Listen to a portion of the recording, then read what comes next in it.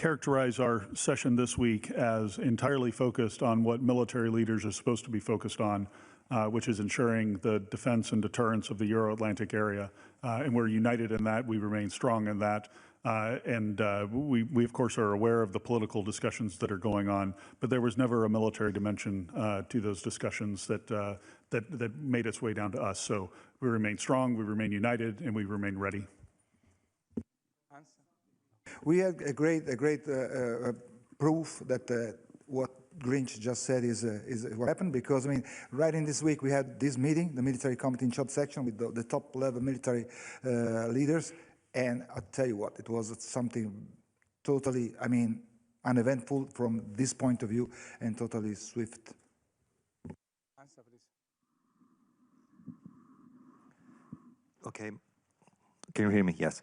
My first question goes to Sakur. I would like to know if in your planning, in your strategy at the moment, it is foreseen or you're studying a possibility to activate an Arctic Sentry sort of operation if the leaders gives you the go-ahead, and what that would entail technically. And to the others too, I would like to know,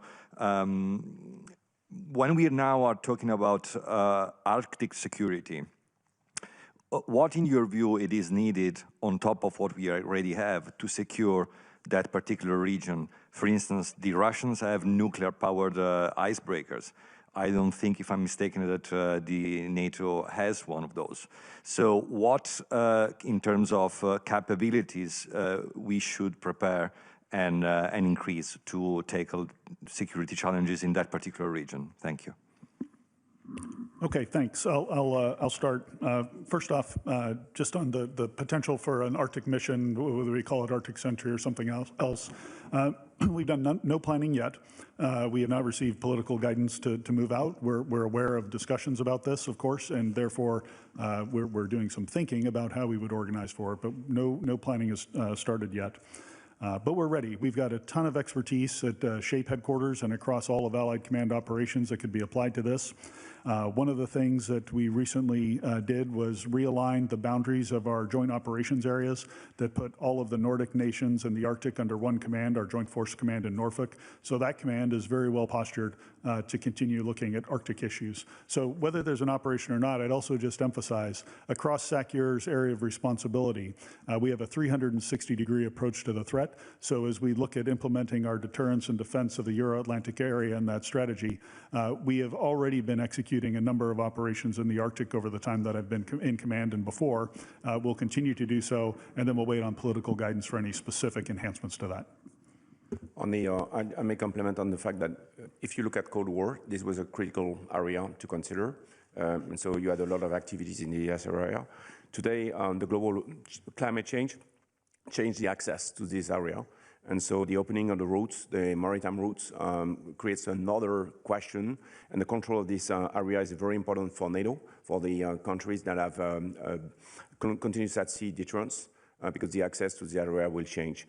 You have to consider also space and ballistic issues, where the global threat we are facing needs to have a better look forward on what is going on from space. And so we have to work on the technical issues with new technologies on this specific environment. Thank you. Bloomberg. Andrea Policiano from Bloomberg. Sakur, I want to ask you, there's obviously been a lot of talk about Greenland and the Arctic, and I know you've already said that there is an increased activity in the high north coming from Russia, coming from China, but I do want to ask you, like, in this specific moment where Arctic security is so high on the agenda, in the assessment of what's going on up there, is there anything particularly concerning? Have there been any recent changes in the security situation in the Arctic? Thank you. Yeah, really thankful for that question. I think one of the most concerning changes in the security situation has been the growing collaboration between Russia and China in the Arctic, and we've seen that over the last several years. It's been both in the maritime domain with increased joint patrols, as well as in the air domain with long-range bomber patrols being conducted jointly. So the activity that they're doing together is definitely increasing. At any time our competitors or our potential adversaries are doing that, it's something that we need to pay attention to. Please, gentlemen, please. Go ahead. Thank you. Andrew Gray from Reuters. Very simple question for the Admiral and for Sakur. Is Greenland currently sufficiently well protected? Well, and then you can complement. I think, I mean, we are having a lot of work going on. I mean, we have been planning that before anything, and just consider two indications pretty strong. I mean, we have in the past decided to have another Joint Force Command, Norfolk, which will be handling the area, and also the importance of the area has also indicated by, I mean, the two nations that were formerly they were neutral, and now they joined the alliance. I mean, Finland and Sweden. So it means that we are focused. We are focused also on the Arctic, and we are also getting more capability to be able to work and operate in that type of climate, which is challenging. But I would say yes, and we will do more. But Grinch. No, thanks, Chair. A couple of thoughts. There is ongoing activity in the Arctic that is being conducted not under the North Atlantic Treaty Organization or Allied Command Operations, but by a sister command, NORAD, the North American Regional Aerospace Defense Command, a bilateral command between two allies, the United States and Canada. That exercise is called Noble Defender. It's executing out of Pituffik Space Force Base. And we have Canadian fighters, we have U.S. tankers, and I stay very closely in touch with the commander of NORAD on these activities, as Sakur's AOR overlaps with the NORAD Northcom area of responsibility. So there is activity going up there. I would just say, we also need to look forward a little bit. One of our jobs as military leaders is not just to think about the here and now, but how can those future threats that I manifest, that growing collaboration, how will that threaten us next summer cycle and the summer after that? And so some of the things that we need to do in the Arctic to enhance our security are long lead items, including installation of new sensors and detection capabilities. So all of those things are constantly in our cross-check, and we're constantly trying to enhance our posture and think of ways that nations can enhance our posture in the Arctic. Yes, the gentleman here. Thanks a lot. Max Delaney, AFP. A couple of questions for Sakur.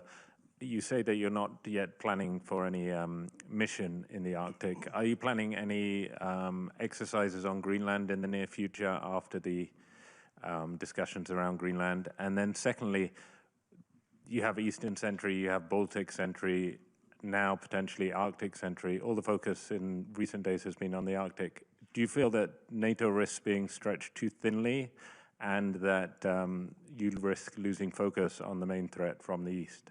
Thank you. No, thanks for the question. There are a few exercises that are planned upcoming in the Arctic over the coming months. I'll refer you to my public affairs officer, and he can get some details on that to you. But none on Greenland itself. As I mentioned, NORAD is executing some of those exercises in close coordination with us, but none on Greenland. As far as if we are tasked to do some other vigilance activity, the alliance has plenty of capacity here to meet all the requirements, and leveraging the North American side of the Atlantic, the transatlantic alliance, to provide some of those capabilities, especially in the maritime and air domain. There's a lot of synergy with how we can do this based on the geography. Hello, Romanian Public Television. My question is for Sakur. What key courses of action does the alliance intended to pursue this year to ensure the protection and strengthening of NATO's strategic interests in the Black Sea region?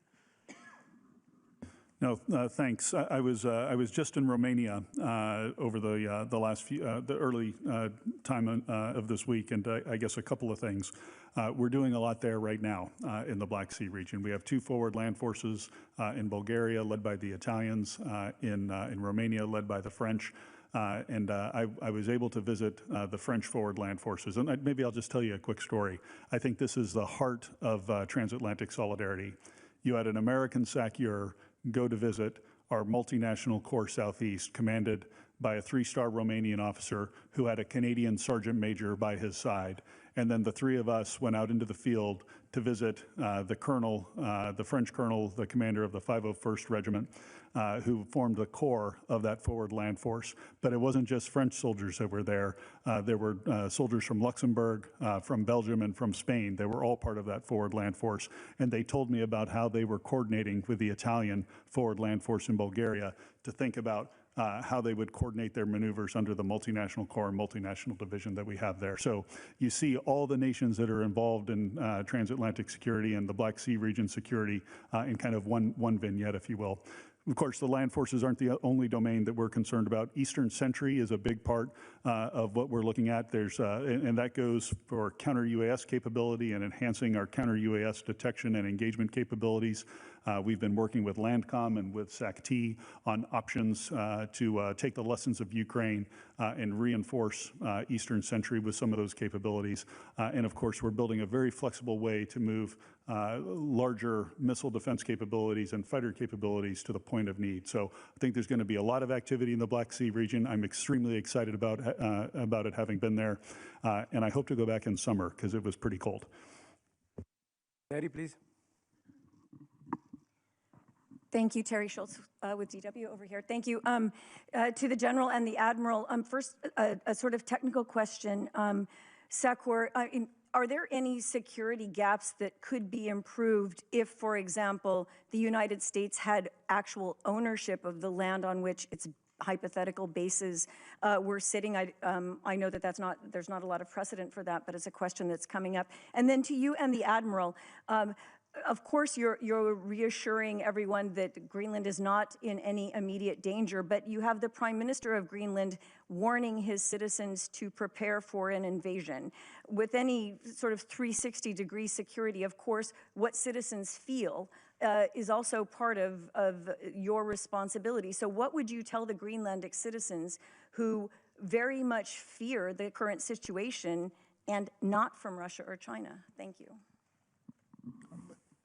And you can jump in, of course. I mean, that's the reassurance that we have this kind of framework. I mean, I think that that should be enough to know that, I mean, negotiations are going on. I mean, they are discussing at the political level. There is no any kind of, I don't think they should have any kind of fear, because it's something that has been stated clearly that, I mean, they're talking the best solution for everybody. And since it's a three-party discussion, negotiation with Greenland, I mean, they are represented. So I think I'm pretty confident there should be no fear from my point of view, of just trying to put myself in their shoes. Yeah, I think I would say to the citizens of the 1 billion citizens across the alliance, including those in Greenland, that our collective commitment to Article 5 remains ironclad. Thank you. The lady in the center, please. Yeah, I don't think I can comment on that. There's a number of things that intersect here that are beyond my remit, if you will. So, you know, Golden Dome and those sorts of things. I don't understand all the technical details for it, so I'd refer you to others. Yes, the lady in the center, please.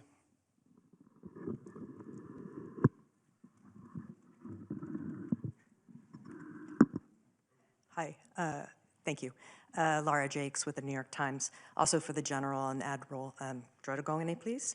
As initial details of the Secretary General's conceptual framework for securing the Arctic, including Greenland, are being discussed both here in capitals and also in NATO headquarters, to what extent did the Chads this week and their missions voice support for it? Thank you. Yeah, I'll just say, we had no discussion about that security framework. We found out about it when everyone else did when it hit the news yesterday. So there was, even though it's been reported elsewhere that we had some military discussion, that is not correct.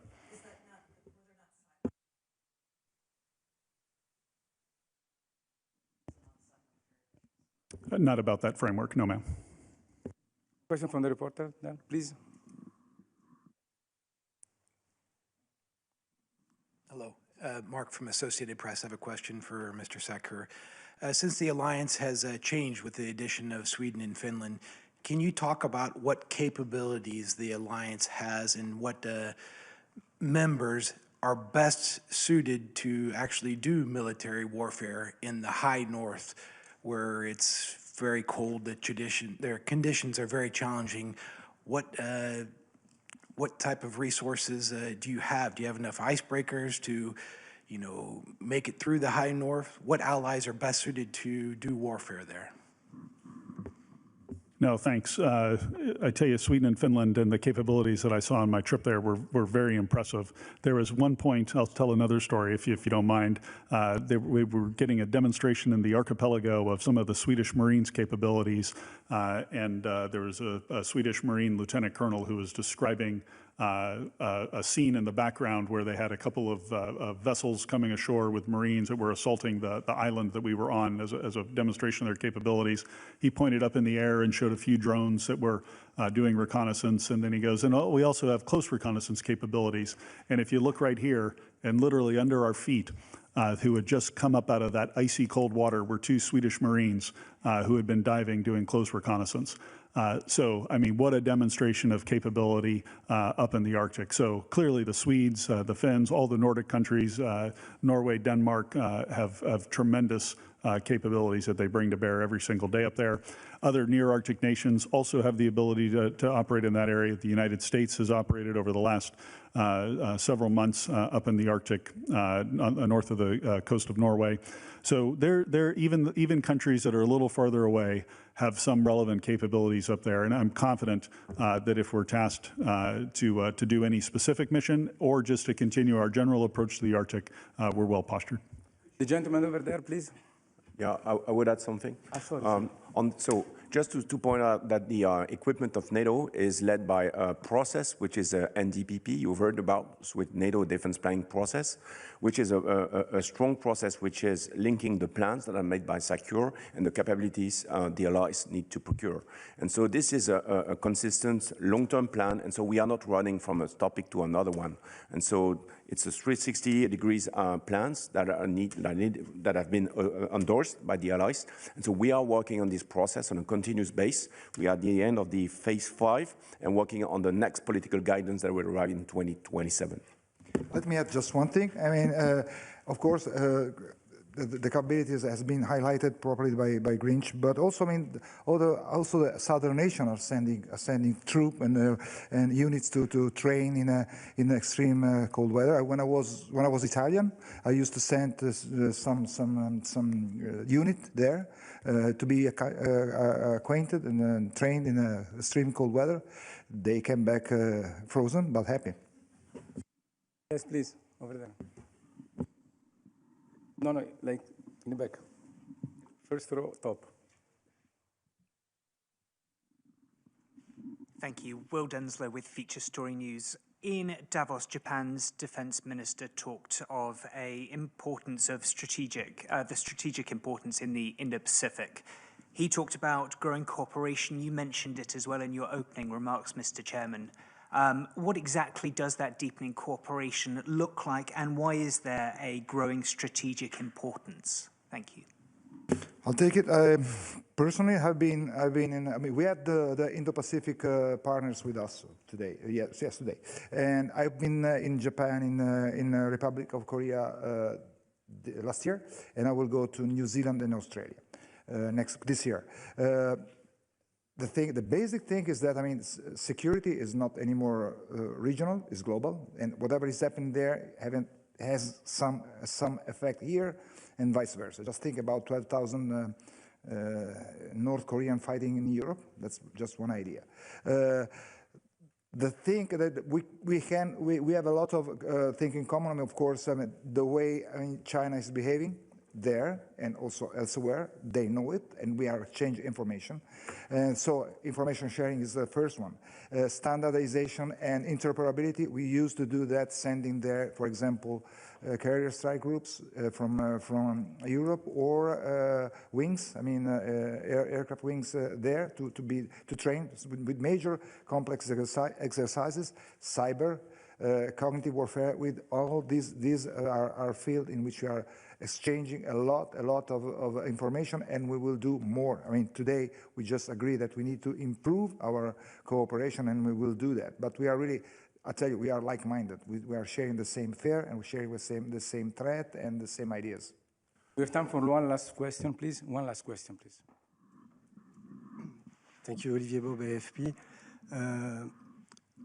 At Davos, President Trump and President Zelensky are meeting together.